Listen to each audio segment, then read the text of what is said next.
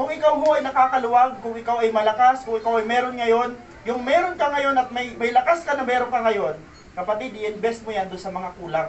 Dahil darating ang panahon, sa panahong ikaw naman na mawalan, sa panahon na ikaw naman ang nanghina, may mga tao hong nabigyan ka na someday, huwag nyo lalahatin yung sinasabi nyo, Pastor, nagtumulong ako ng tumulong pero wala sa akin nakabalik. Hindi yun totoo.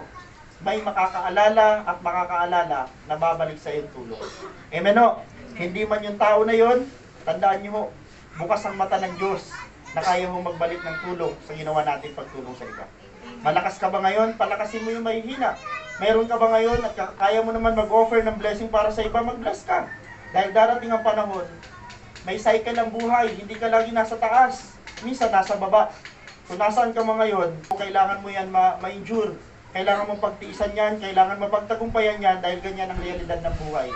Kung nasa mataas ka ngayong posisyon dahil maganda ang iyong financial, malakas ang iyong katawan, enjoy mo yan, pero kung kailangan i-share mo yan.